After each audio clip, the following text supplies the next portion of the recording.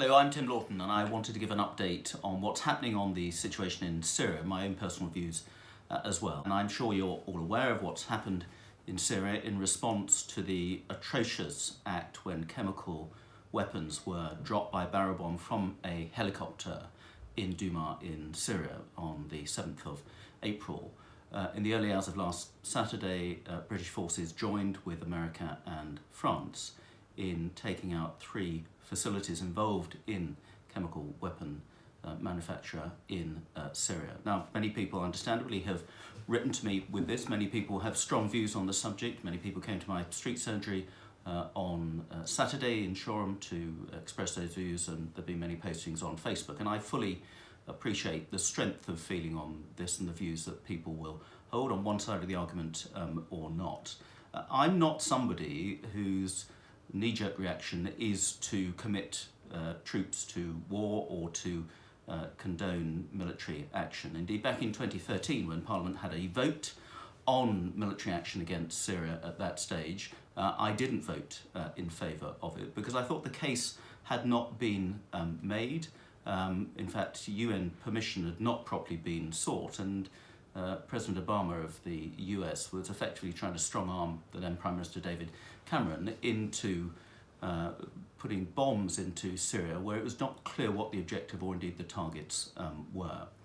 I think this action was different, and that's why it has my support. And we've had 2 debates, today and yesterday, in Parliament discussing this, and yesterday the Prime Minister spoke for more than 3¼ hours in response to members' questions, and she opened the debate again today, and Parliament is giving its overwhelming support to the action that the government has taken. And I think the Prime Minister has actually shown great strength of character and fortitude in taking the decision that she did. Not an easy decision, but it was important that decision was made, and it was made quickly. Now, under international law, and I've seen the advice, as other parliamentarians have, of the legal opinion that was given to government, I think this action was strongly justified. There are 3 circumstances in which action such as this can be taken. The first of those is to alleviate extreme humanitarian distress. And I don't think there's any doubt that with 75 people killed at the latest count, some 500 injured, based on first-hand reports from non-governmental aid agencies and from the World Health Organization working out in Syria, that the extraordinary harm that this latest vicious attack by the Assad regime has caused was an extreme humanitarian distress. Secondly, there should be no practical alternatives to the action that's been taken. Well, of course, we've pursued a solution through the United Nations. Recently, Russia has vetoed any action no fewer than 6 times. It's vetoed official inspectors going in to look at the chemical weapons facilities so that no meaningful inspection can actually take place. So those who say we need to have more discussions through the UN, it just hasn't worked. And how much longer do we have to wait? How many more chemical attacks on Assad's own people should be tolerated before we take some action? And also, any action needs to be seen to be necessary and proportionate. I think this was a proportionate action. It was clearly targeted.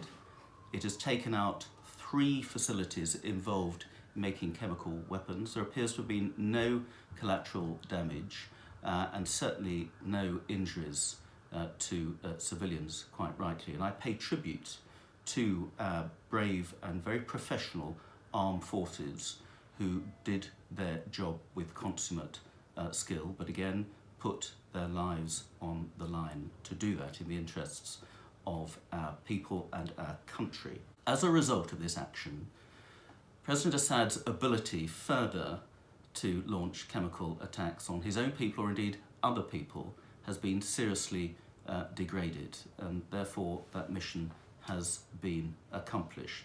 No further action has been proposed or discussed at this stage.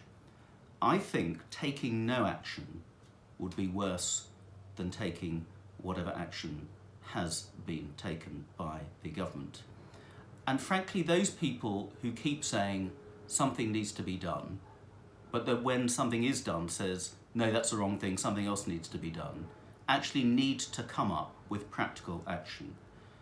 We've had a lot of debate in Parliament in the last 2 days, and a lot of debate particularly from the Leader of the Opposition, which is all about process. Should Parliament have had a vote? What processes should have been gone through before this action took place? Well, quite frankly, the families of children who have been gassed in Syria are not remotely interested in process, they're interested in action. That's why it's right that we have taken action in this case. And when I have been to Syria, as I have twice, when I have seen Syrian refugees in camps in Jordan, in Greece and in France, the message that came to me is that why has the West not acted more to help us?